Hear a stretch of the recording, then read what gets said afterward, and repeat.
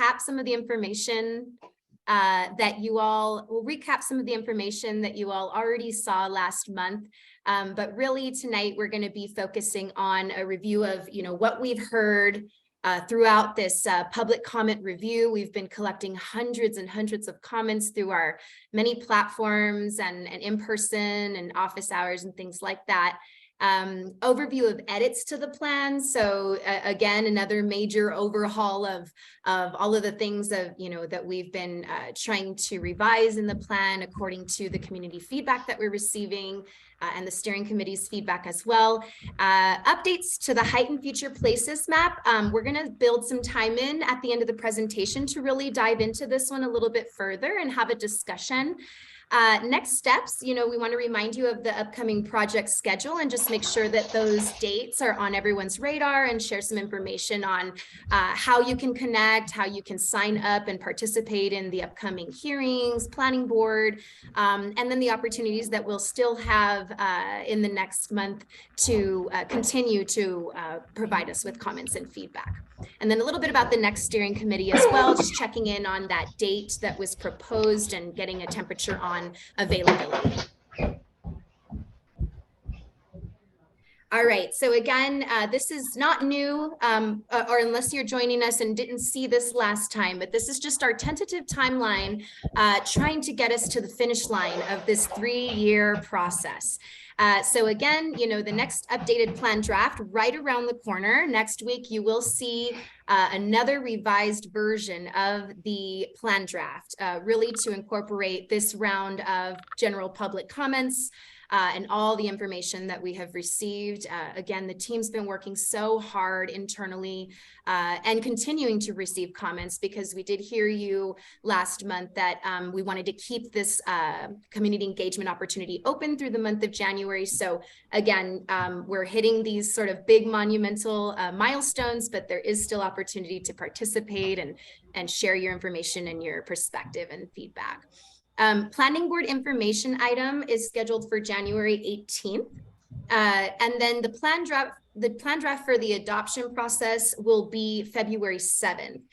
Just something quick to note on that proposed steering committee meeting that we're going to have next. I believe the date is February 1st, and we wanted to make sure. I see your question, Jaime. I will respond to that in just a minute. But for that February 7th plan draft, we wanted to make sure that we open up space and check in with the committee before that February 7th deadline. So that's kind of where we'll take temperature with you all to make sure that February 1st is appropriate. Planning board info item, Jaime, just really quick to answer your question on that. That just means that we're going to be presenting really the 3-year process, give an overview of the entirety of the plan draft and everything that we've gone through in the phases. The board does not recommend approval with conditions or denial at this point. It's really just to open up for a discussion to allow the board to ask questions. We'll be providing a presentation.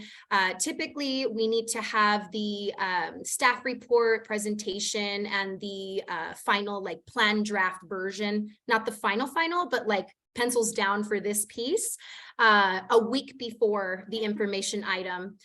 So, we'll send out links and information to you all so that you can get a hold of that, review those items online and connect with us if you have any questions. No problem. All right, so and then planning board public hearing, the main difference here from info item is that the planning board will be recommending approval with conditions or denial. Again, these public hearings also have an opportunity for open comments, and we'll share with you all that information on how to sign up. Planning board has been, and I don't think this is changing, but it has been virtual. Correct me if I'm wrong, team. City council is meeting in person, but they still have the option to connect virtually. Going next to the next bullet, LUTI committee. LUTI stands for Land Use, Transportation, and Infrastructure Committee. That will be held on February 28th. Again, just following the standard traditional process of getting through the into City Council. City Council first reading for March 13th. Nothing, big here. Again, this is just putting it in the books to let us know that Thank you, Councilwoman. To let everyone know that the public hearing will be coming, and we do have that date scheduled for March 28th. Next slide, Fernando. Thank you. All right, and then this slide here is also not new. I understand that you all were presented this last month, and really the reason for this is so that, you know, again, we capture back what we're familiar with in terms of, you know, the positive community feedback that we've received. Nothing new here, traffic calming. Everyone's excited about all the content that's in there around traffic calming, increased tree canopy. As you know, there's a lot of content in there, and we've even added more, working with Denver Urban Gardens on tree canopy, food forest, community gardens, improved lighting, food access, of course, number one, right next to housing affordability.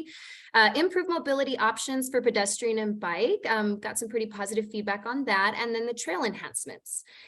Some of the most urgent issues, again, nothing new here: improved public facilities, lower crime, addressing our unhoused community, more protected bike lanes, more community serving retail, and increased housing options and more residential density. And go ahead on the next slide, Fernando. One more thing we wanted to add here, just to reflect what we've been hearing in the general comments and the steering committee comments in terms of, you know, those most concerning or major, most urgent issues. We actually connected with our partners in the Climate Action, Sustainability and Resiliency Office recently. I'm sure you all are familiar with Jorge Figueroa. He's been very busy in the neighborhoods, conducting his rapid needs assessments and providing our team with updates of data and collection of feedback. As you know, 4 of the 6 neighborhoods in the West area are included, so all except for Barnum and Barnum West. That is something that's kind of being worked on right now in terms of adding Barnum and Barnum West as potential Nest neighborhoods. I know that Nest is doing some updates on their list of neighborhoods that they're serving, and, you know, with our updated equity analyses and data, we know that Barnum and Barnum West really are experiencing similar issues and you know, sorry. I'm so sorry for the background noise, but we know that Barnum and Barnum West are experiencing this similar issues and same concerns. So I want to make sure that that's clear looking at this because it does exclude those 2 neighborhoods, but you know, this does apply across the West area. So most urgent, number 1 comes out as safe walking spaces. So more or better sidewalks and pedestrian bridges for children. Affordable, accessible, nutritious food was number 2. Mobility, safety, electric cars, access to sustainable and public transportation. Of course, again, number 4, more trees, fruit trees, plants. Address the heat islands. Number 5 here is local well-paying jobs and work training. And then we've got resource, recreation, health, youth community center, really all of the items that we find in our quality of life section. Safe and usable green spaces and parks is that last one. And there are others, but these are sort of the top main ones, really just to share and reflect how we're seeing those similarities and confirming with the information that we've been receiving. Next slide, please. And our team is going to kind of break this down and work as a team together. So I'm going to pass this over to Chelsea, and Chelsea's going to get us through these major revisions and what have we been doing with all of this information. I will just pause to say, you know, we like to stop and talk on each slide, but we're asking, because this is a lot of information, we're going to try to get through it as quickly as possible, but not like just skim and jam through. We want to make sure to explain, and so that you understand, you know, what we've been doing to revise the plan. And then once we get through the presentation, you know, we just ask if you have any burning questions, go ahead and put them in the chat, or just write it down, and we will have time at the end of the presentation, really through the remainder of the meeting, to answer questions, go back to the slides and things like that. So Chelsea, I'll hand it over to you. Great, thanks, Val. Next slide. So this is just a summary of the comments we've been working through since the release of the last draft. we've gathered 473 comments, and that's been across platforms, including Conveo, Open Forums, the public event we held, and from these meetings. So just a quick breakdown of that, 263, so roughly half of those comments have either we've already addressed them in the past few weeks, or we are in the process of addressing them, and so they'll be a part of that next draft. 118 were already addressed in the draft adequately, so no change was needed. 61 were not applicable to address because they were either questions or comments of support for the plan, and then 31 were not addressed because they were deemed inconsistent with plan goals. So now I'm going to walk you through section by section, some of the headlines of what we're changing based on what we've seen from the comments. So the major changes in the introduction include, we heard from you all that you'd like some additional information about the steering committee's contributions to the framing of the plan, including how we decided to lead with quality of life and integrate systems, ecology, and equity throughout the plan. So we are including more text to really highlight that, milestone of a contribution. We also had quite a few comments suggesting additional milestones for the historical timeline that speak to various important events that relate to West history, like housing development patterns and Indigenous history. So we are building that out. We're including information about the Photo Voice project, and we're also integrating some context and a link to the Powerful Conversations guide that you all developed. Next slide. For quality of life, brief but very important one is that we're revising the River Sisters Partnership sidebar to make sure we're highlighting partners Latino Cultural Arts Center and El Laboratorio. I think a little bit more substantially throughout the food access section, we're including more information on community gardens and the Food Forest Initiative in partnership with Denver Urban Gardens. We're amending the tree canopy priority map based on some feedback, and we're also expanding various recommendations to include more detail on desired facilities and ideas, such as including additional recreational equipment in parks and on trails, public phone charging stations, trilingual wayfinding, and some others. Next slide. The main changes to mobility include reviewing and updating the bike network recommendations, including 14th Avenue and Knox Court corridors. We're updating, we had quite a few comments about the traffic calming section, so we're updating that to include additional corridors and areas next to parks and routes to schools. We're highlighting crossings in the major crossings transformative corridor. And we're clarifying language and descriptions around regional versus local mobility hubs, because some people expressed some confusion around what those terms meant. And then we're also better connecting modal priorities with green streets by adding a sidebar and a cross reference to the green streets content that's in quality of life. Next slide. In economy and housing, we heard quite a bit that the plan should have more information about the challenges of our unhoused community members and additional recommendations to respond to those challenges. So we're expanding content and recommendations on that in partnership with HOST. We also heard that people would like to see some more information about supporting local and small businesses in West. So we're expanding the economic development content to include additional recommendations on that. And then there was some confusion around missing middle housing, and we are revising text slightly to ensure clarity and consistency with our other plans as well. Next slide. In the neighborhoods and transformative projects chapters, there continued to be some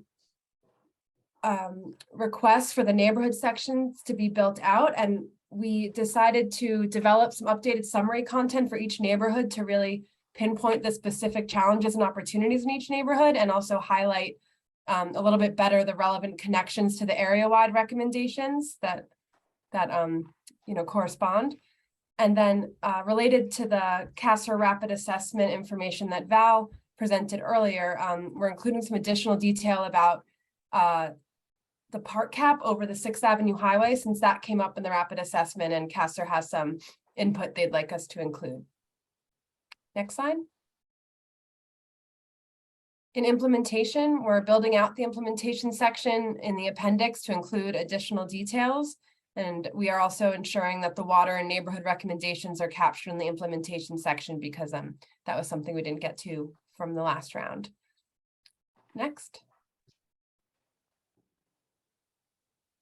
I'm now going to hand it over to Fernando, who's going to take us through some of the land use comments and content. All right, thanks, Chelsea. And yeah, I'll talk through this land use piece. And I think starting with kind of how the theme that we discussed last meeting, we have heard a lot of information about kind of the future places, a lot of comments and the heights. And while looking more into this two maps, we're reviewing the map and comparing it to the future places map to ensure the consistency between those two different maps within the same plan. Make sure they're talking to each other. And I'll show you what I'm talking about right here. Right now, these are the three different maps that we currently have on the draft. On the left side, we have the neighborhood context map. And I'll put the example here along Federal, where the star is. If we look at the star here on the neighborhood context map, that's an urban context that combined with that future place type, that pink community corridor, it usually provides guidance up to 5 stories. But then in our current height map, we have that area as a dark gray, which we have as an up to 4 stories. That meaning up to 4 stories with expanding housing affordability incentive, but as 3 stories as a base height.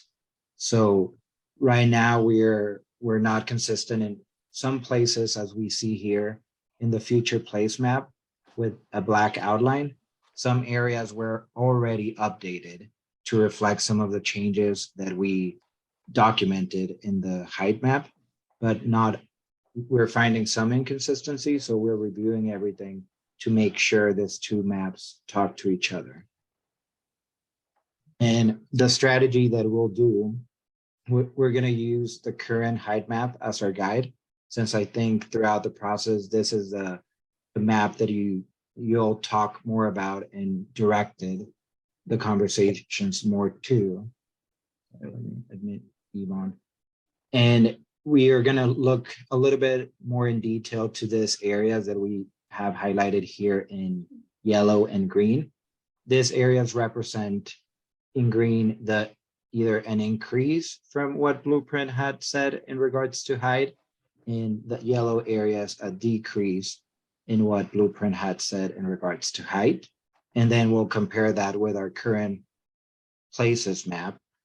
And as I said, a lot of these areas have been already updated, that future place type, but we just want to make sure that all of the areas are talking to each other and are consistent. So we'll work in aligning these two different maps.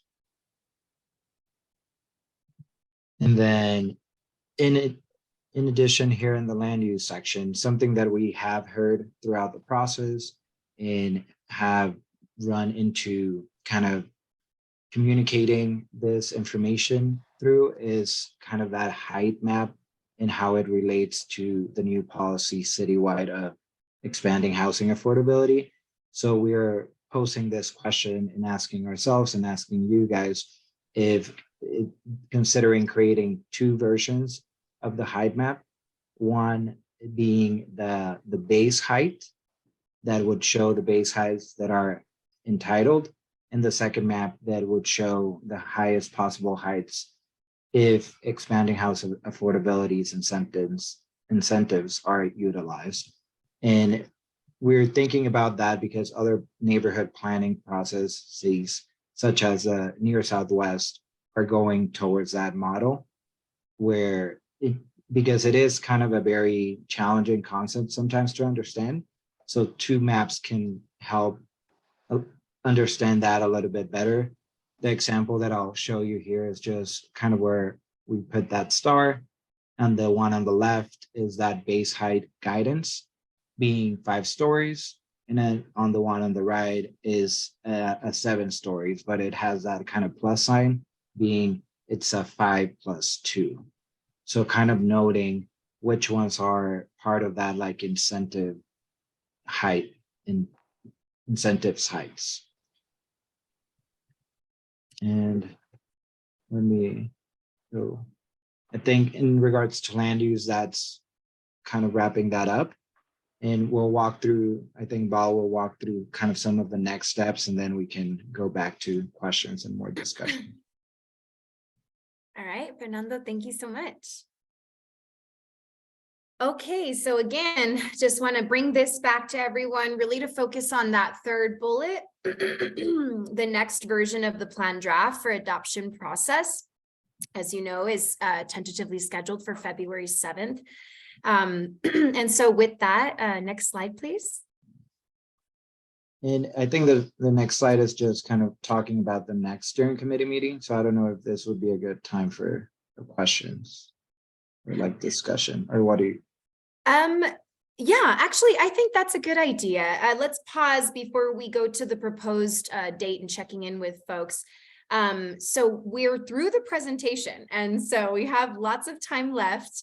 Thank you for your patience. I hope that folks wrote down questions. Happy to just, if you want to raise your virtual hand, we can call on people. If you want to type questions in the chat, really just want to get a conversation started, and Fernando's driving the presentation so we can go back to certain slides or however we want to have the discussion. So who would like to start? Councilwoman Torres put one in the chat. Maybe we should start there. Oh, okay. She said the group is interested in the height guidance piece. Did I hear that you're starting with this guidance of this committee as the starting point?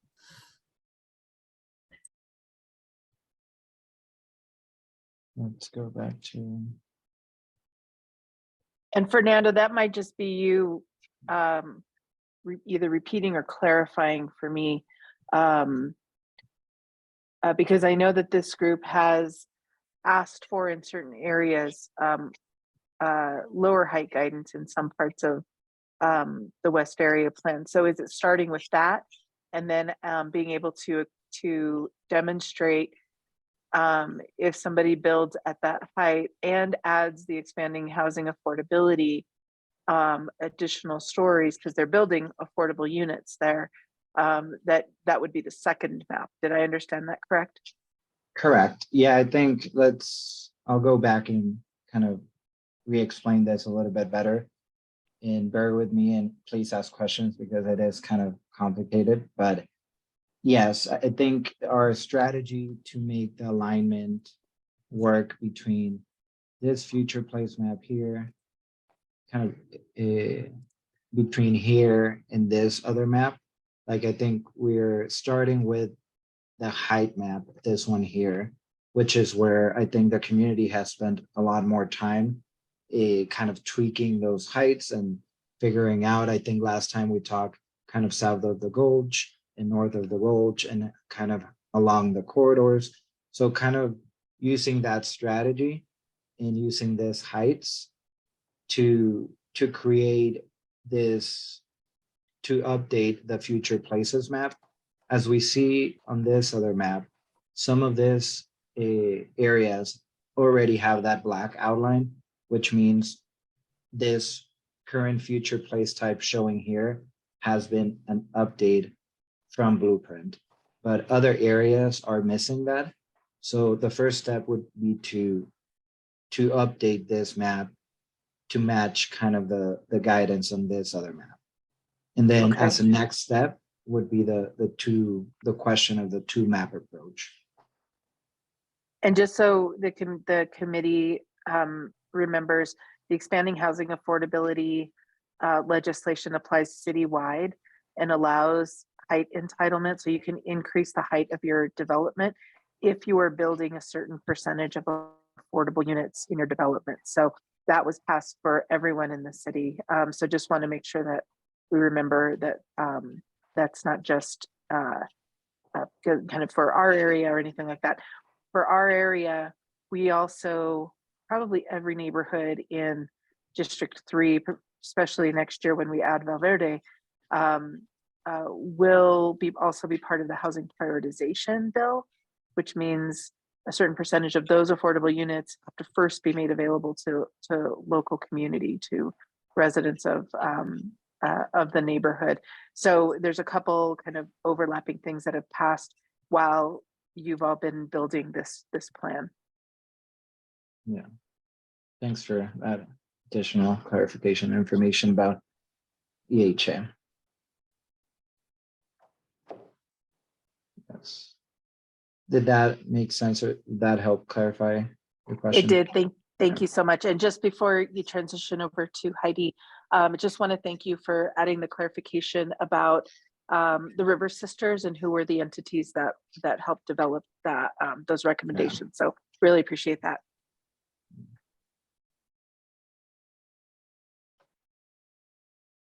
Heidi, please go ahead. Thank you for putting these three together. That I find these three maps are some of the more confusing and hard to hold. So this is really good. And I'm looking at this the height recommendations, and I'm seeing you know, it's reminding me of conversations that we had early on in the planning, in the steering committee meetings around the height recommendations around high capacity transit stations. And I think that this is one area, what I like to call transit oriented development. I know I like to talk about that a lot, and I do. And I think that when we're talking about height recommendations around these stations, I think that what I'm finding in the plan is that more of a definition of what that high capacity transit stations, what does that really mean? What is that? What are we talking about? I know we have hubs in the mobility section, but I don't really think it flushes out enough. And it certainly, I don't think it seems very two-dimensional, and this is what I've had trouble with for the past, I guess, a couple of years. Is this height for affordability? But now that we have this blanket affordability in the city, and correct me if I'm not understanding this correctly, but it doesn't seem to include more of the depth of the quality of life recommendations, or really hammering or bringing back in the guiding principles for the West Area Plan. And I think that really anchoring these things at the steering committee, especially with our Power for Conversations guide and our equity or ecology planning for an urban environment, like these principles in these areas around the high capacity transit stations, I think this map could be really important and help us to conceptually really have our vision for our neighborhoods to be created in these areas. And so that when development is happening there, it's not, height for something that's already kind of been approved, but height for the other things that we're looking for, which is real multimodal, real, economic development, food access, all those things, and tied into and led by those guiding principles for the West Area Plan. So I don't know if that's really a question, but I think there's a few questions in there, but just really trying to figure out how we can get more of that into the plan and really kind of maybe have the conversation around these areas that are so important for economy and housing and all this, and how we move through our neighborhoods. Thanks. And I'll just quickly jump in just to provide a little bit more context and transparency for folks for the components that Heidi is speaking to. So you can see in the places map in the middle, and then the a height map to the right, the black dots throughout the plan area are where we're noting future high capacity transit stations, which is what Heidi is mentioning and referencing. You can see that the one thing that Heidi actually called out, and because you've been so deep into this plan, thank you, Heidi, is we actually have the buffers shown on the height maps, but not on the place maps. So maybe another question to folks, and also thinking about Heidi's suggestions around really beefing up and emphasizing these high capacity transit stations. We'd love to hear from other folks, but I do see there are some other hands up, and just want to give the team a chance to further respond to that, Fernando or Chelsea.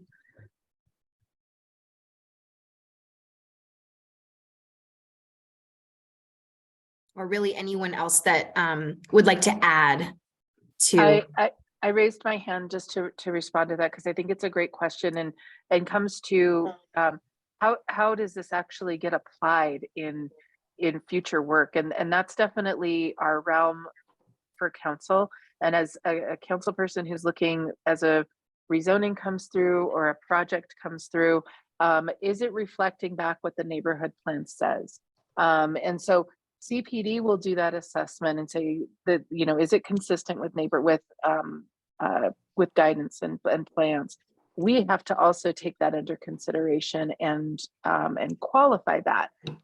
It's where we become almost judges to the rezoning process, because we've got to make sure it, in our eyes, it actually accurately does that. So as I look at a West Area plan that has been so deliberate about quality of life, and as that relates to kind of health and safety of a community, that's one of the criteria that we've got to assess. So it becomes my responsibility to make sure it's appropriately reflecting all those things that were so intentional in quality of life and mobility, even if it's a rezoning or an alley vacation or whatever it might be. So that becomes part of my job, Heidi, in making sure that it is reflective of what the intention was here.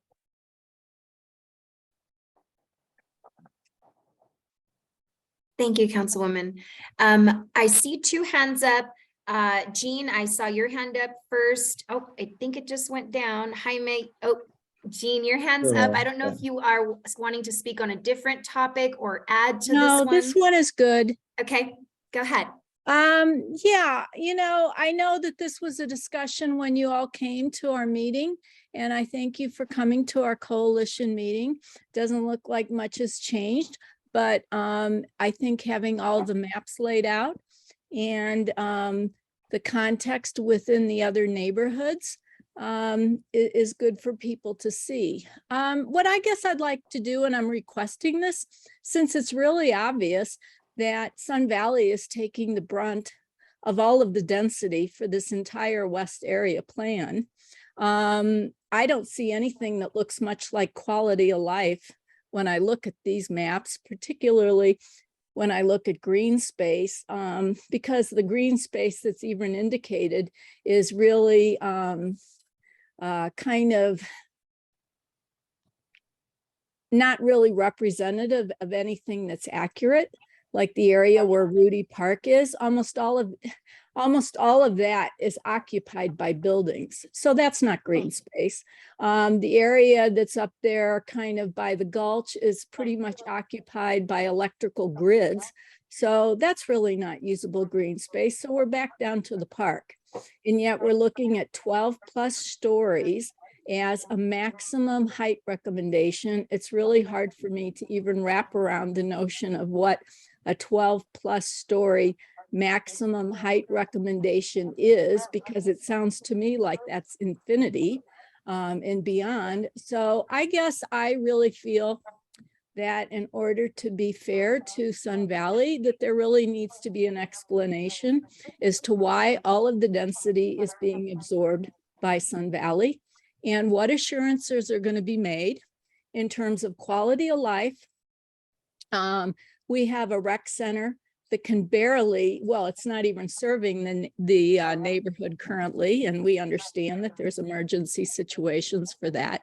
But a recreation center that has been under-resourced in terms of just even space availability for years and years, pretty much since it was built. That's only going to get worse. So it's really hard for me to put the whole idea of quality of life within this context when we're looking at potentially putting so many people in a valley where there's already, the heat island effect, as well as other kinds of environmental issues.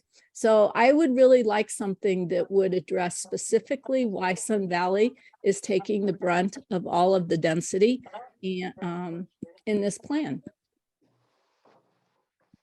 Thank you for those comments, Jean. We hear you and we understand. And, I believe it was Chelsea and Fernando that visited with the RNOs. So they did bring back the comments and feedback received from there. And, this is being recorded. So we will definitely take your feedback and information and consider that while we're continuing to work through this particular topic. This is probably the one that we're spending the most time on right now. Yeah, and I think that there were also some things, and I understand it's really complex.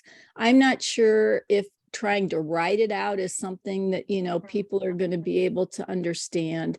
I think, maybe just a video specifically on it, explaining it might help, kind of walking people through it a bit. I mean, I wish I could just excerpt, this conversation, but, that was one of the things that we were promised. We would get some feedback that people would have a better understanding how rigorous the process was in terms of getting to any kind of those big height allowances.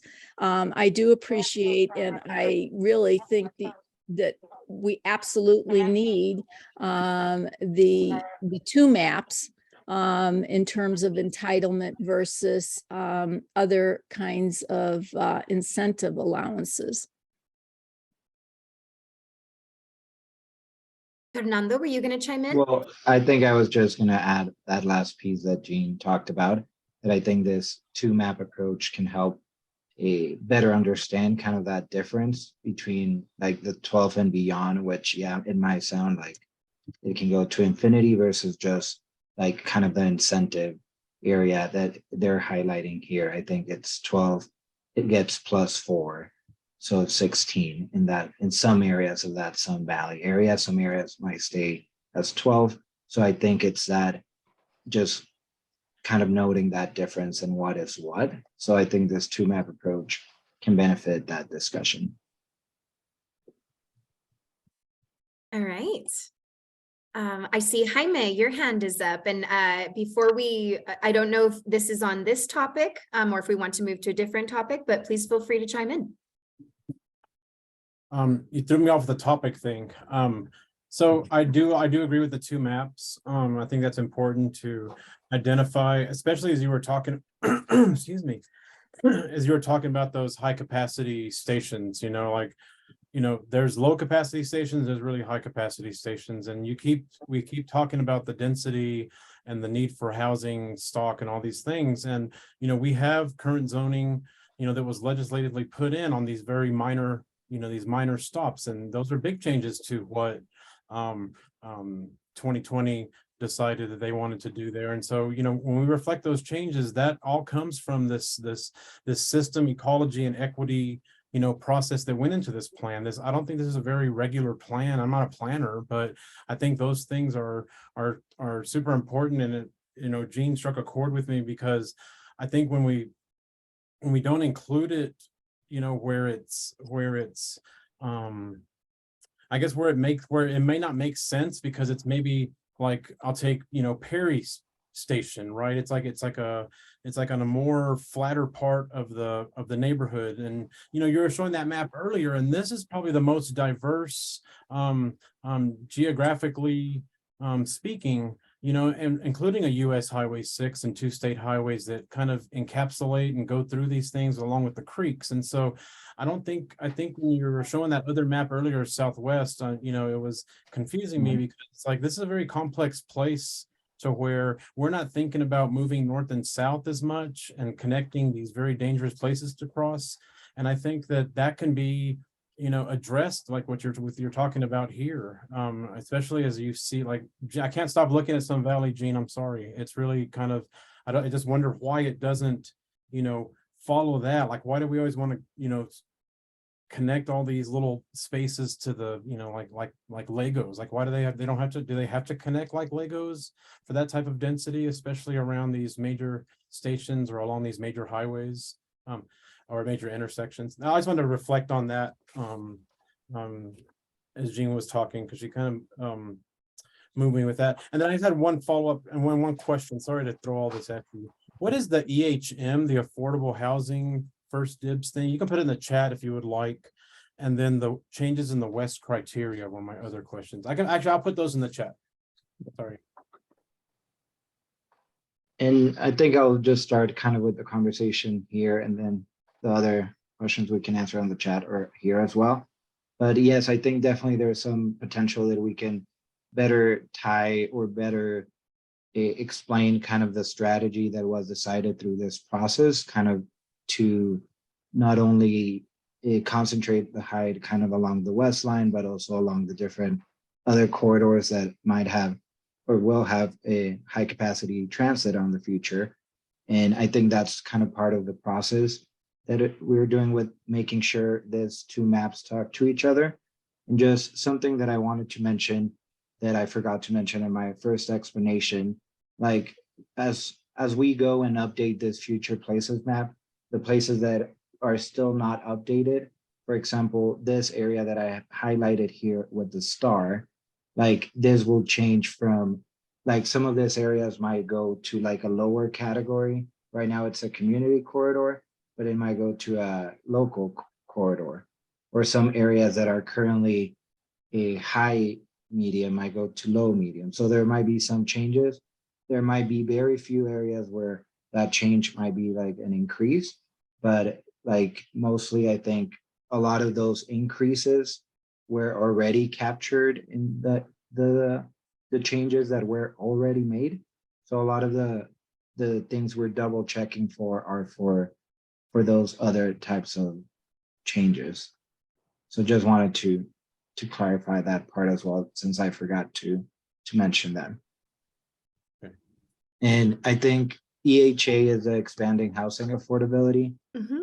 And I think if somebody wants to explain that a little bit better, but it's a citywide mandate that requires affordable housing, a citywide, I think over a certain number of housing units, I think it's 10. And there's a incentive height if you go over that initial requirement. So that's the different two map approach that we're talking about with that incentive height. And I can offer just a little bit more of that. So if somebody has zoning already to build 2 stories, 3 stories, if they voluntarily, well, if they're 10 or more units, they have to put in affordable housing. And when they do that, they can go increase the height of their building by 2 stories because they're putting in affordable housing. So expanding housing affordability bill was passed by City Council last year. Thank you, Councilwoman. Elizabeth, I see your hand up. Would you like to go next? Sure. So I don't know how to phrase the question exactly, but I just want to reflect back the themes that are named around. Well, one, these maps are awesome, and breaking it out the way that they're broken out into separate maps is super helpful. And what was named by a couple of folks is that, you know, when you just look at the height, as Jean had named, you don't get a sense of what quality of life is. The last time we were all together, there's a lot of discussion about conflict in with feedback about what the strategy is to provide for affordable housing. And part of quality of life is affordability and accessibility. That's like being able to not be traveling everywhere or using tons of gas to be driving everywhere, to be able to access what you need and to have a healthy environment that keeps your medical bills low, your access to healthy food is part of that, your access to healthy transportation and not being in that environment. And so I'm curious in some of the messaging around how, like, there's universal agreement across the board, from what I can tell in public comments, that people want affordable housing. There's a big contingency of people who think that just by increasing density, you suddenly have affordability.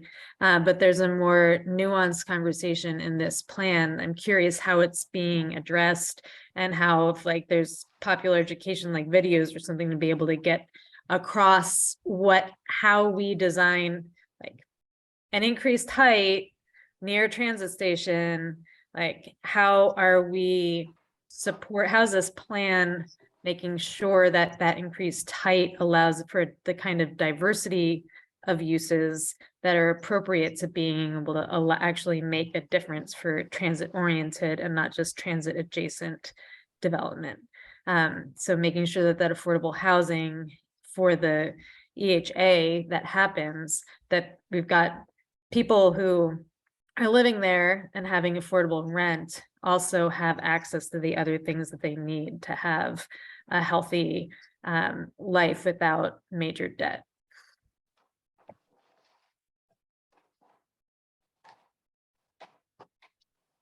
Yeah, I mean, yeah, I can chime in, but feel free to chime in as well. And I think that's a really good question. And I think there's something, I think we can definitely incorporate that a little bit better. Maybe it is through kind of I think we have a segment in the plan about that complete, I think that quality of life or complete neighborhood, like what does that complete neighborhood look like?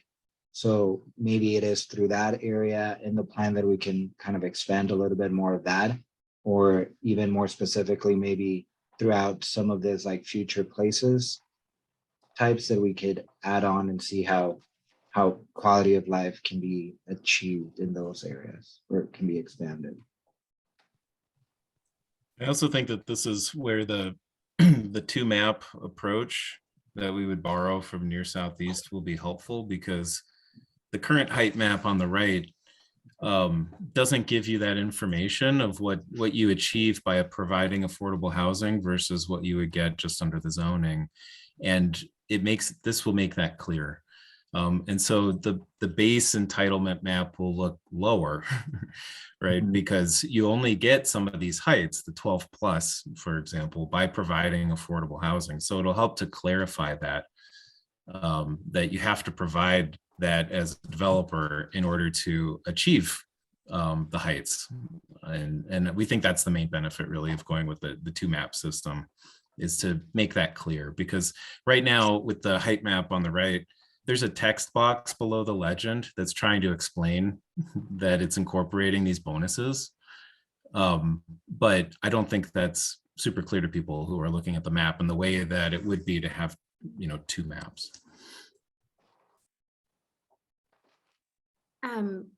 Renee, thank you for joining us this evening. I see your hand up. Would you like to chime in next? Yeah, thank you, Val and everyone. So great to have this meeting and this time to focus on all this. My comments, I'm just gonna focus them on a couple questions and a few comments. One of the most outstanding attributes that has come to be about this area, specifically in the last 5 years, is that 50% of the households are doubled up, right? So we've lost 13,000 households, and who's remaining is, and who's remaining is doubled up significantly. And so when I opened up the plan to read it a couple weeks ago, was really looking for how quality of life and how minimizing displacement was going to leverage every possible tool, because this neighborhood is changing. These neighborhoods are changing, and at the pace that they're changing, they will be changed significantly in 5 years based on the last 5 years. And so want to make sure and happy to help, but want to raise the issue of there are a lot of places where we talk about preservation. Are there ways for us to specifically call out technical, and these are based on things that I've heard from individuals. You know, I want to change my house, but it seems too complicated. I don't understand the process. I can't get someone to call me back. It's insurmountable for them to think about making changes to their own home. And, you know, this is separate from ADUs. There's just so much, seems like an uphill battle to try and stay in place. And I think part of that is, you know, are we able to look at incentives, flexibility for changes that are specifically on the ground floor? You know, something that's more, there's some good recommendations in here about making ADUs more flexible, but I think there's still a lot of residents who just want to work within their primary home and need to have that flexibility. And it starts with technical assistance, and just access to the process might not seem like it's a huge barrier, but it is a huge barrier. And so wanted to focus on that a little bit. Wanted to see a little bit on community benefiting real estate and development. I mean, is it possible for this area, because of the amount of displacement, to have an overlay that incentivizes family size units, because they're hard to build? And I mean, there's different ways to do this. So I just want to leverage like opportunities, you know, lots bigger than at all different scales, the multifamily scale, incentives for family units, medium scale, you know, on corners and on big lots and along parks, which I do see in here that there's multifamily, but awards for family units. And then in the single family, really calling out those large lots and those side lots and those streets, those lots that are on the right street, who just can automatically build more or expand or have more ground floor coverage. Just trying to find that wiggle room that maybe isn't missing middle, but it's critical tools for homeowners to be able to stay and work within a system that no longer seems like it's their system. Like it's just for developers. And then relate to me, this is truly a question, is we've been spending a lot of time, like in the last even month, we've contacted and reached several businesses on Federal Boulevard, and some of the feedback I'm hearing from our staff that's talking to them is saying some of the new buildings, you know, they're pulled up to the street, and we know the urban design standards behind that, but are they really leaving enough space for these to be the green items that they look like on the parks and open space map? Because there is not wide sidewalks, and there's no longer the relief of street trees in parking lots. It's the form is going to make it very tight and very urban. And so the question which I pass on is, you know, are we giving enough space for Federal Boulevard to be green and to be comfortable? Because we've set this expectation that the buildings have to just really be tight and urban and maximize the development. And we'll relay the question, which was, it's really balancing development and how many units we can get there with the comfort of the residents who need to walk there. So those were just my big ones. This is a complex plan. You guys have done a really great job capturing the comments that have been given. And so I'm really looking at tools and some of the tools that we need immediately, which raises one more question. I've been a part of the ADUs in Denver project, and they have a lot of recommendations that give more flexibility on the ground floor. If, given the timing of this plan, if those pass or some of them may not pass or get watered down. How does this plan benefit from those that are applicable and helpful to these neighborhoods? Yeah, thank you for that, Yes. Renee. I actually wrote down sort of these 4 different pieces that you're speaking to. So I'll start, but I'm definitely going to rely on the team to help me out with answering all of these. I think the first one, you're speaking to those main concerns of equity and inclusion, right? And helping to build those conduits from the community to the city and vice versa, so that folks can have the access to city staff and to the subject matter experts that can help them walk through these processes, explain things. I feel like we've done quite a bit in the plan, but I do feel like we could add more from an educational standpoint, maybe in the introduction, or we can figure out where the appropriate area is to really dive a little deeper in those inequities that we know are seen. I mean, as some of us on the team process rezonings, we see this day to day, right? Depending on the folks that have done 100 of these, and abuelita that just wants to rezone to put an ADU in the back of her yard and doesn't speak English. And we're really in CPD and throughout the departments trying to really prioritize and focus on that equity component of language, of the digital versus getting out in the community and providing folks with those resources. So I do think that there's definitely space to build more of that in.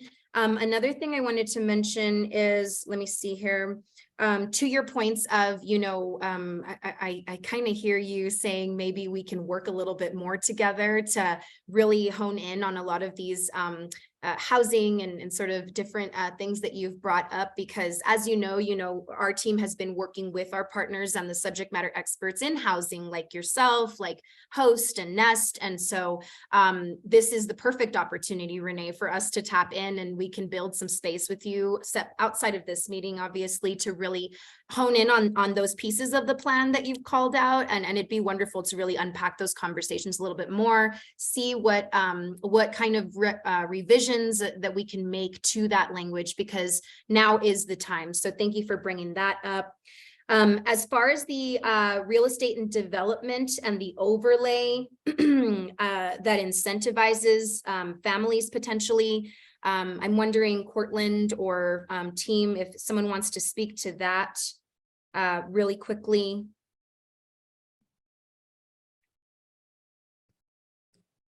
Sorry, wants to speak to what specifically? So Renee had explained, Renee, would you like to just kind of touch on that potential overlay that you mentioned that might incentivize families from a real estate and development perspective? Yeah, I know that there are small developers really committed to West Denver, and they're trying to, and there's big developers like DHA trying to contribute to the housing issues. But where you're providing larger units, or maybe more of those quality of life factors, it's not easier. It's really just more expensive.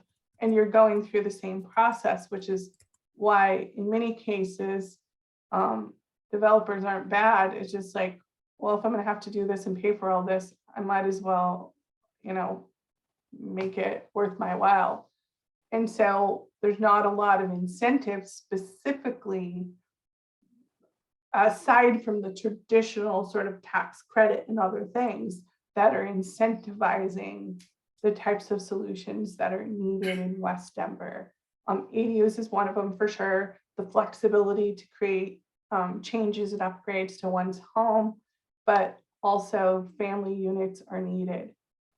There's just a lack of, DHA has I want to say the wait list is 400 families for our 3-bedroom units. And so is there a way within West Denver to provide incentives or rewards for those developers who are providing some of the high needs of the area? I don't know if Cortland has the answer to that. I'd be interested too, Cortland. I don't have the answer. What I was going to say is, that's sort of a new idea, or maybe one that I haven't heard articulated in that specific way before. And it would be hard, I think, at this late stage in the process to incorporate it directly, like to say, we need an overlay that does this. But I wonder if there isn't, maybe we could go through the plan together and find opportunities to tack these ideas onto concepts that are in the plan. Yeah. Because I I think will it would be say really, if it's- it'd be hard to say, we need this new tool, and then everyone in CPD is going to want to vet it and figure it out, and it would take forever, right? But I think we could probably add to what we already have in the plan to help address this. I think that would be doable. If it's mentioned in the plan, it becomes a negotiation tool for any number of partners to say, look, this is what community have said they wanted. They want 3 bedrooms, they want 4 bedrooms. That's what happened with La Tela at 6th and Inca, and how they got more bedroom units in there. So if it's mentioned, that becomes kind of the tie where it can be part of a conversation for either a negotiation on what's going to get built. If it is a rezoning, what that could include. Like, I think I haven't seen an overlay that requires family-sized bedrooms. And even if they do, we've had difficulty even saying they should go to families and not roommates. So there are certain things that we just can't legislate, but we get better outcomes through the dialogue with builders, oftentimes. Yeah, I like the idea of identifying needs and Mhm. ideas. And there were a couple of other pieces, Renee, to your discussion, and we can unpack those. I also do see Jonathan's hand up and want to acknowledge that there are 2 comments in the chat. So we'll quickly just kind of piecemeal this off to make sure that we address everything we need to. Well, Val, I could quickly answer, I think, one of the other questions that Renee asked, which was great. Thank you, Cortland. Appreciate it. Yeah. She's like, ADUs in Denver, it's a regulatory project that's in process right now, and how will that affect the West area? And the short answer of that is that it's going to result in changes to the zoning code. And to the frustration of many, what it's not going to do is map, bring areas where ADUs currently aren't allowed. It's not going to remap it so that they could be allowed. But that won't be an issue here, because we already, Councilwoman Torres already sponsored a big rezoning, right, to accomplish that. So edits through, to the zoning code through that process will be applied to the zone districts here that already allow the ADUs. So it should benefit directly through the completion of that project. Thanks. The next piece, or the last piece that I captured here, Renee, is speaking to Federal Boulevard, which I also think Heidi Newhart's comment in the chat speaks to. So spending a lot of time, reaching out to the businesses and getting some feedback on sort of the form or the design of the buildings. And then to Heidi's comment here, just, reflecting that, this is very important. Thanks for bringing up the commercial corridors.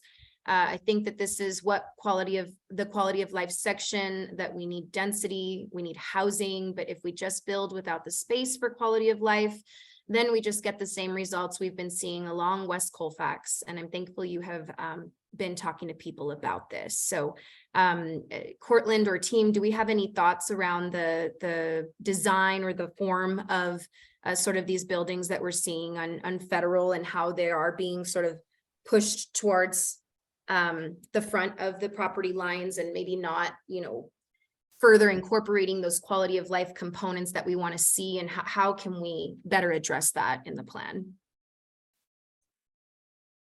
Well, I guess I think that the map on the left of the slide here is kind of relevant, because it's the urban context, right? And we've got a lot of contexts here, and some of them are more urban and have, zoning requirements that push buildings up closer to the street.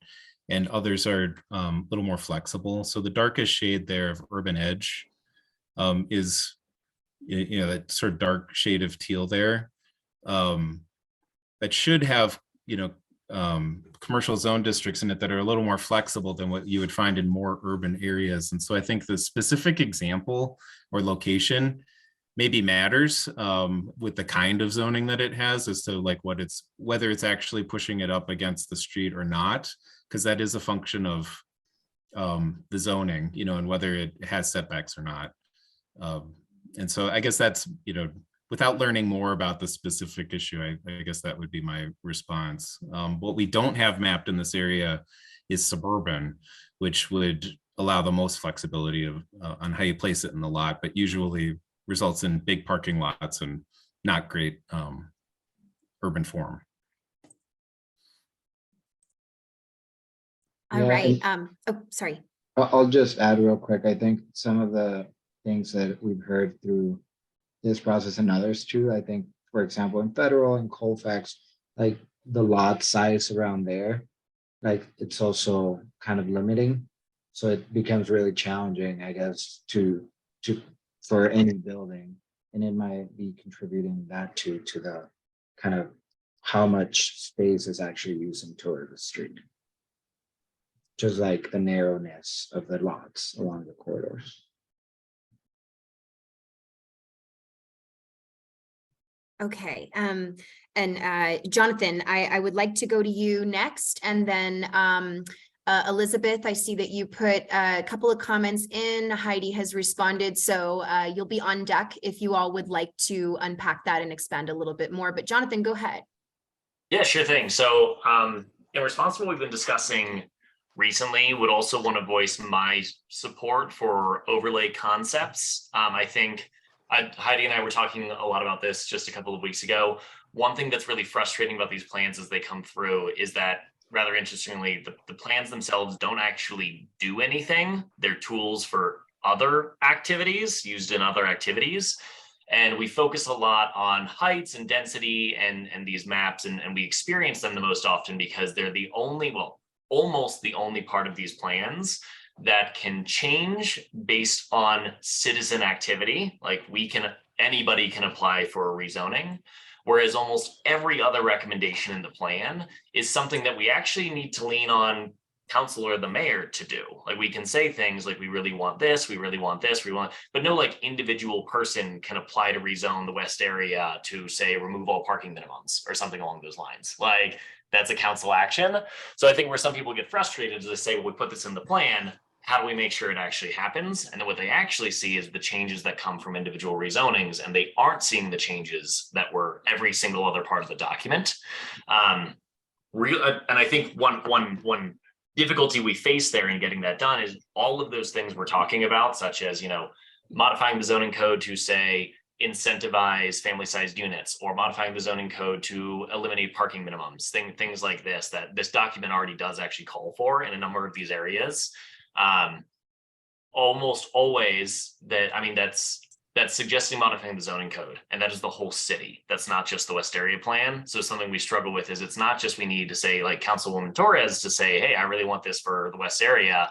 We actually need all the councilors on board to change the whole zoning code, unless we bring in overlays. So we actually could theoretically say, hey, this plan already says we should use overlays. This plan says we really want more family-friendly housing. This plan says we want to eliminate parking minimums. This plan says a lot of really good things. If we don't want to wait for all of council to do it, our ask could essentially be, hey, Councilwoman Torres, what do you think about taking a number of these zoning related amendment things and putting on an overlay over the entire West Area, since the plan suggested for the whole West Area, and doing an overlay that applies to the whole West Area that's only about these things. Other councilors can do this in other areas at another time. So I think that's something we were talking a lot about, picking out some nice elements of this that, have been frustrating people for a while because they require all city action or no city action in a way. But we actually do have overlays as a way out of that if it is zoning related. That's why I keep using the parking minimums example. That's clearly zoning related. The family size units is a little bit more difficult, but is zoning related. You can create height incentives or other things, find out whatever it is developers want in return and say, hey, we're going to give this to you if you do X. it's weird use of the zoning code, but it's possible. EHA actually does it a little bit, but it's like it does incentivize family friendly units in return for something, but only through a special process. So all of that's just to say, I actually think we have a lot of the elements, the makings of an overlay already called for in the document. They're just spread. They don't specifically say like, let's have an overlay that does minimums and family friendly, but those are in all, those are strategies and recommendations all around the land use section. So if we just got together as soon as this was published and adopted, we could draft an actual overlay and, you know, try to get that moved forward. So I would just say like, super supportive of that concept. I know it's like kind of a weird thing to do, but it means we're not going to be held back by waiting for like all the other council districts to want the same things we want. And honestly, they might never want the things we want. They're different. So yeah, I guess supportive of that conceptually. The separate comment that I also just raised my hand for, I guess I've got to say, I'm kind of confused about the height map changes recommendation that you showed on one slide. I think you said sort of like there, well, you know, these are out of line. And so we're going to lean on the height map and change future places to match the height map.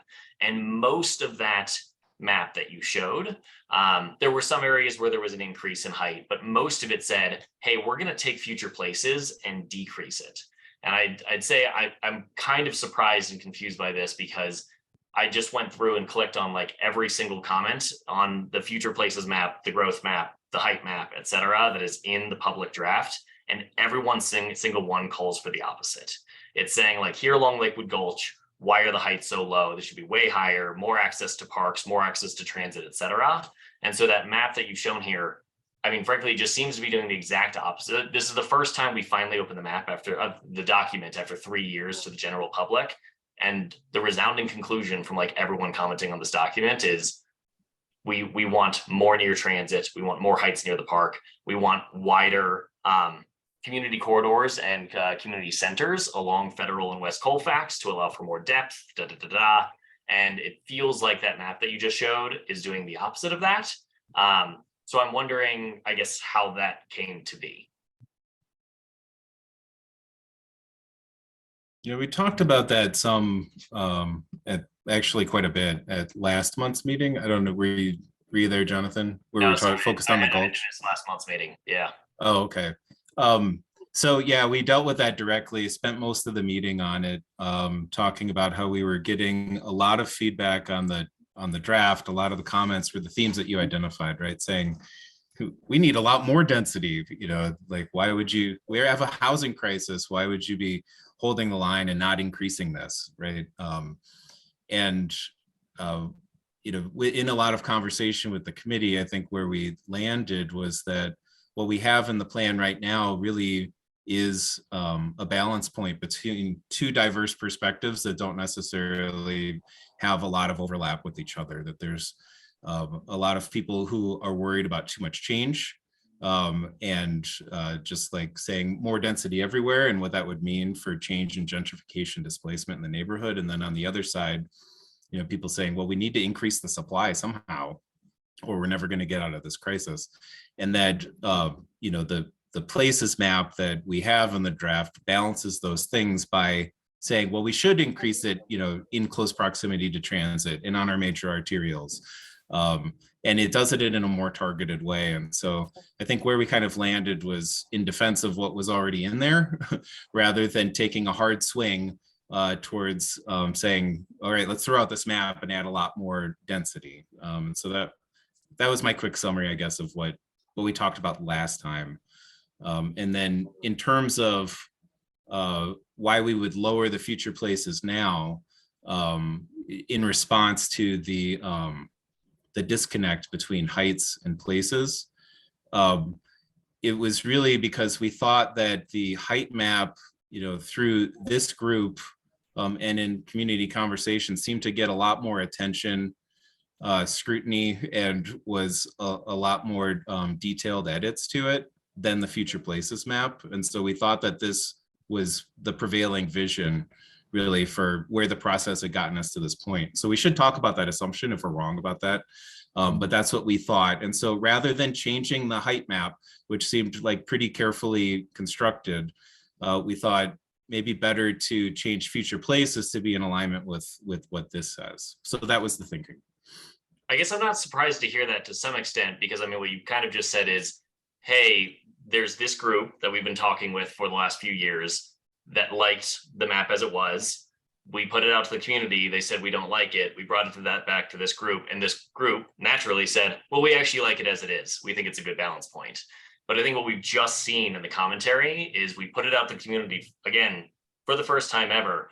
And the resounding feedback was, no, this is not a balance point. This is not what we think. So it's, I guess, kind of frustrating to hear that. We finally put it out to people.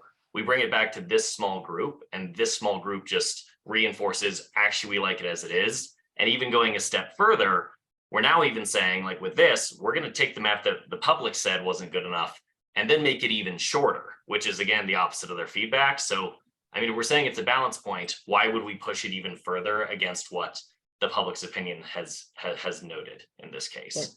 And I just want to kind of add to that. I think in response to like pushing it even further, a lot of these yellow areas like have already been reflected. For example, if you take a look here at south of the Gulch, I think a lot of those areas have already been reflected in, sorry, I'm trying to click back, in this future places map.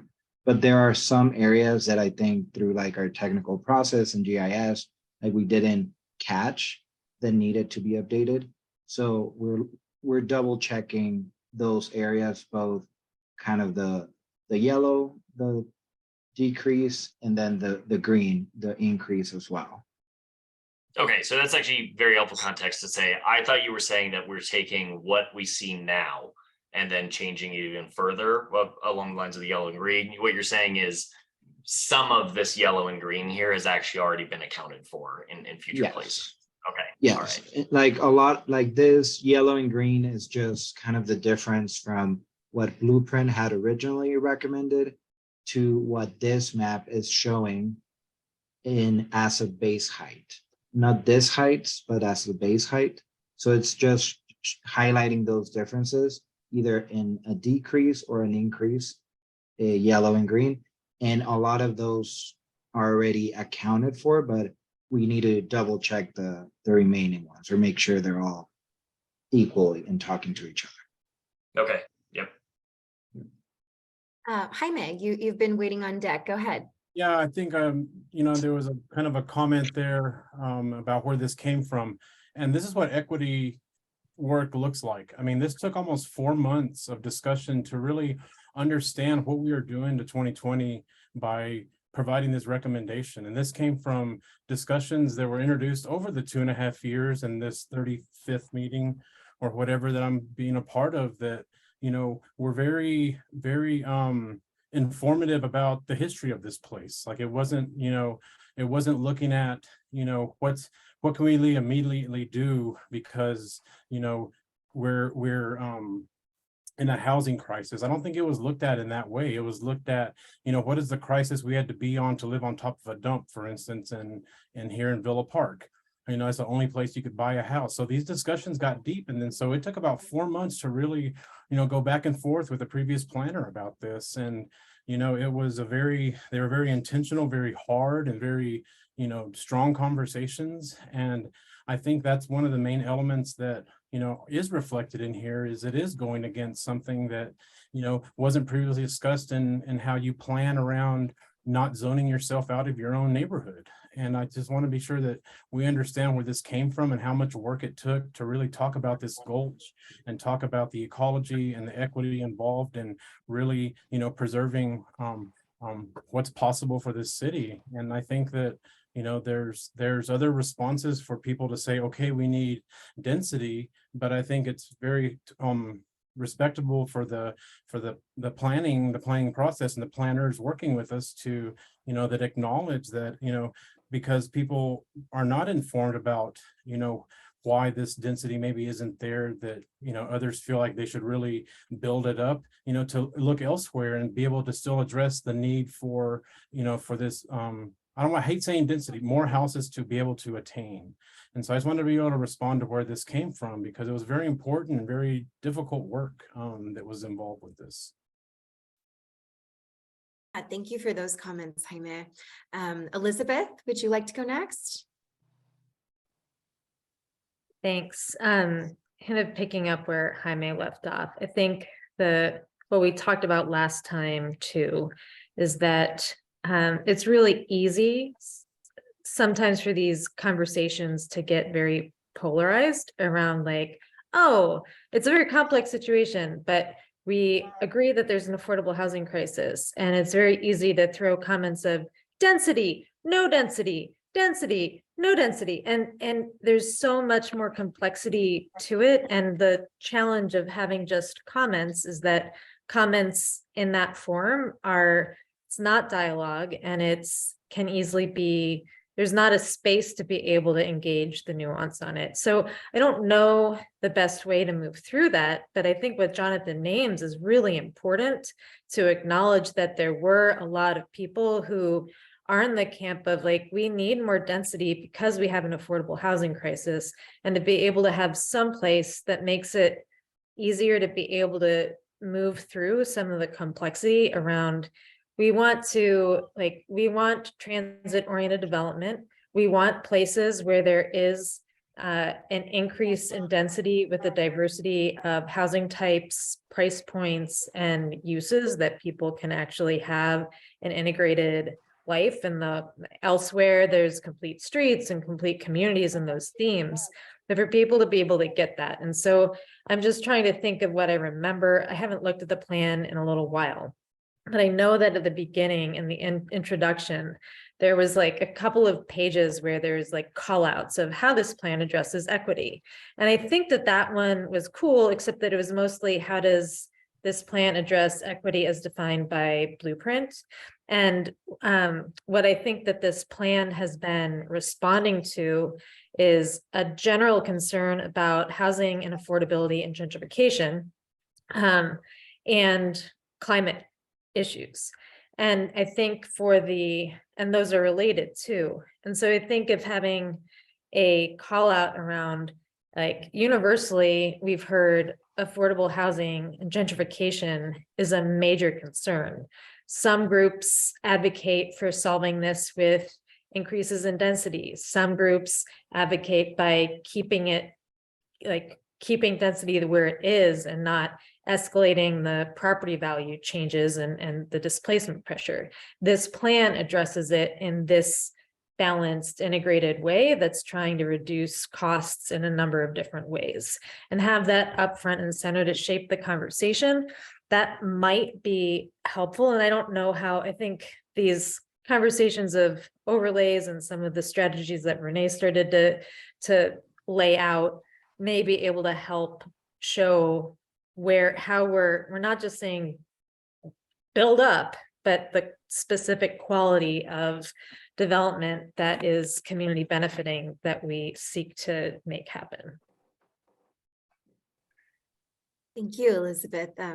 Councilwoman, please go ahead. Thank you. Just a quick comment. I saw Renee's comment in the side about where heights are increased, where we know redevelopment is likely to occur. And I do want to highlight that, because we're talking about plans, and in this case, she's referring to Columbine Homes. Could also be Rocky Mountain Communities, that is at 17th and Grove, known places where affordable housing is going to be redeveloped. But I'm wondering if the plan is speaking to those things, and that may get to even Jean's comment earlier about why Sun Valley is all dark blue and 12 plus stories, and whether or not we're inaccurately assuming 12 plus stories, where it's just not likely to happen because Denver Housing Authority just built to 8, and those homes are going to be there for 25, 30, 40, 50 years, So why would we set kind of a higher expectation for something that's not likely to change, and then kind of a known factor? I get it with the stadium. It's already kind of reflected at high residential or kind of more commercial corridor, but that might be something that I want to understand a little bit better. And maybe the 2 maps help clarify that a little bit, but that's just kind of getting me thinking a little bit. All right, thank you, Councilwoman. I am looking at the clock. It is 7:28. There are a few things we have not addressed. Heidi, would you like to, I see your hands raised.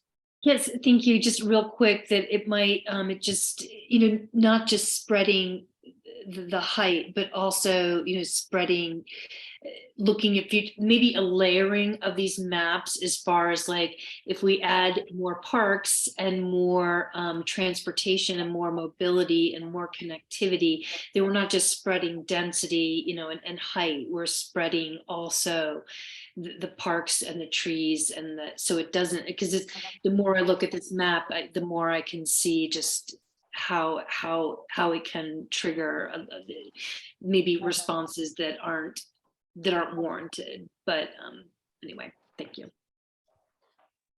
Thank you, Heidi. And I do want to make sure that we acknowledge everyone's thoughts and feedback. Elizabeth, I'm looking back at your comments, the larger comment, and then I think Heidi, you had responded. Jean put in a pretty hefty comment there that we might want to look through.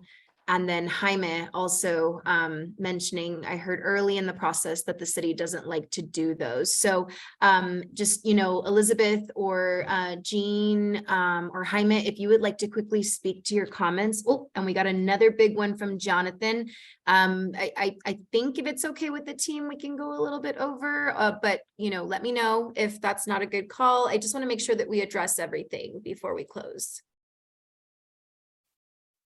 So Elizabeth, is there anything you'd like to say as follow-up to your comment?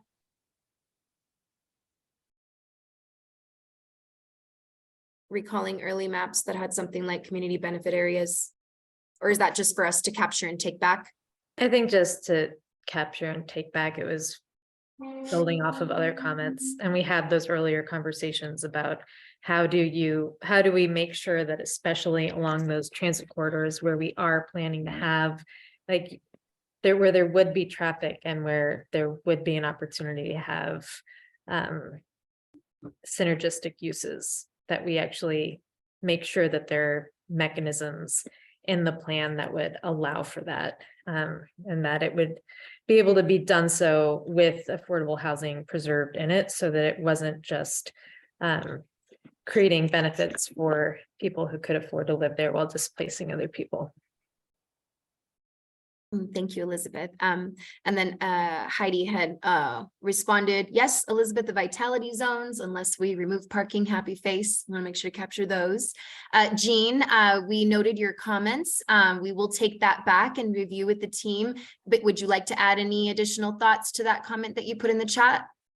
I just would like to say that, we ask people to make comments, and I think that they speak from a sense of need and good intention often, but not necessarily knowing what, this is what's in their, view plane right now as a need. And so I think it's just really important that we kind of have a parking lot for those things that can't really be addressed in the plan, so that whether it's through our council district or through our neighborhood organizations or whatever, we can at least go back and comment. I particularly would like to know comments that are coming out of Sun Valley, if there's any way to know that aren't relevant to the plan, so that we can find some other context in order to try to help address those, or for some people to understand that they're just not being blown off, but in fact that there's other avenues to addressing it. Thank you, Jean. And then Jonathan did have to drop off at the half hour, but put a pretty large comment in there that our team will take back. Elizabeth, I know that you had responded to Jonathan, so I don't know if that is a conversation you want to continue offline, or if we need to loop back on that. And I don't need to, I won't be following up on that, but I think okay. that that's a significant, that's a significant, I don't know what is meant by that. And okay, it's unfortunate that a statement like that was dropped before there was an opportunity to gotcha. have any accountability about it. Yeah, Yeah, thank I you don't for think acknowledging. there's a lot of untruths that I don't really like being called out on here. And I think it goes against our values and our agreements that we set 34 meetings ago about this. I feel this very pointed. I'm very concerned about somebody feeling troublesome about non-participation and then challenging volunteers' lived experience as not having expertise. And so, yeah, if you'd like to contact me offline, I'll definitely drop my email in here and I'd meet up with you to have a discussion about this, because a lot of this is not true. And it's very concerning to me to be pointing a comment like this towards me. So I'd like to just call out this is not in our agreements, and I think it's very hearsay. Thank you, Jaime. And Heidi, you just dropped a comment. Would you like to speak on that? Oh, just speaking of it, just interesting thinking about like how we're planning for future places, and it is true that we may be getting ahead of ourselves, and this is how like we sort of get into these problems, these wicked problems where we can't go because we plan for this and then this other thing. And that's what happened with Blueprint, I think, is that we planned for, attracting something that just showed up. And then, so it's just, and just thinking about how we've a lot of times we look at these maps and these corridors and the street classifications and all of this is really designed mainly around our car culture, and so we're identifying areas of density and future places based on how vehicle traffic. I mean, we call it multimodal and transit, but it's really very deeply ingrained in our car culture. And so like it'd just be interesting, like just thinking about how do we break ourselves out of that so that we can allow the plan to do what we want it to do without like forcing it into like the new vision into the old paradigm. Thank you. And I know that we are out of time and past, but that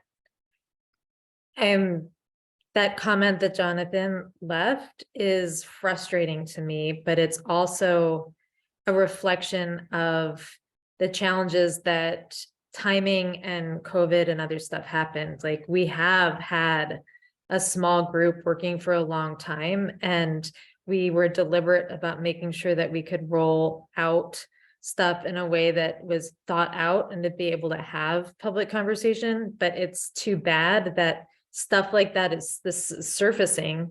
And there's the richness of conversation and the nuance of looking at these different aspects as they're interconnected. There's a real benefit that we've had by being able to go deep. And it is unfortunate that most of our public environments for those conversations, other people don't get to dig deep and be able to build the capacity to see how those different aspects are interrelated. And I don't know, I don't have any solution on that, but it's hard that the broad public outreach like had to end up being unleashed in smaller formats like right before the holidays. And that I get why we need to move things quickly afterwards. And it's just hard to be with like the gap between reality and like what an ideal rollout would be. But I like the comments that were made that he's mentioning lacked any nuance and were very like, there wasn't a rich conversation, there wasn't evidence or data or the rest. And I don't know what can happen around supporting community conversations around affordability, but we do have a common agreement that it's an issue and not a common understanding of the pitfalls and the opportunities to have a holistic solution around those things. Yeah, thank you everyone for your comments and feedback. And I'm sorry that Jonathan just kind of jumped off, and we will follow up and make sure that this is something that we're keeping on our radar. It's something we've been discussing.